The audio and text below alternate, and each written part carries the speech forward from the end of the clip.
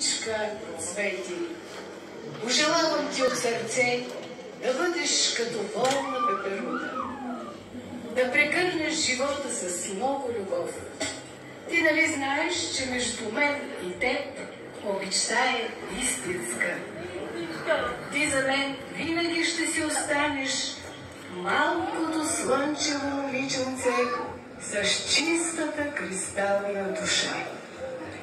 Цвети ме развълнува много и аз и посветих частица от моето сърце на Цвети.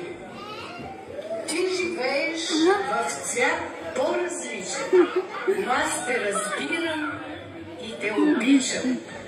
Ти си нежно, красиво дете, имаш чисто, прекрасно сърце.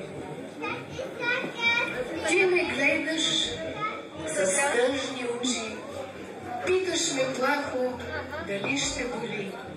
Аз те обгръщам с поглед любящ, нежно те гушнах и обещах, че за тебе ще бъда фея добра. Знам, ти за това ме избра. Битка спечелена, страх победен, слънцето грее в теб и в мен. Вече спокойно потъвам в тези красиви, прекрасни, големи очи, вече разбрани, че не боли. Моя професия, мое призвание.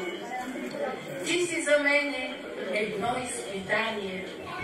Колко е хубаво след трудните дни едно момиченце като Цвети да ме обикне и да ми благодари.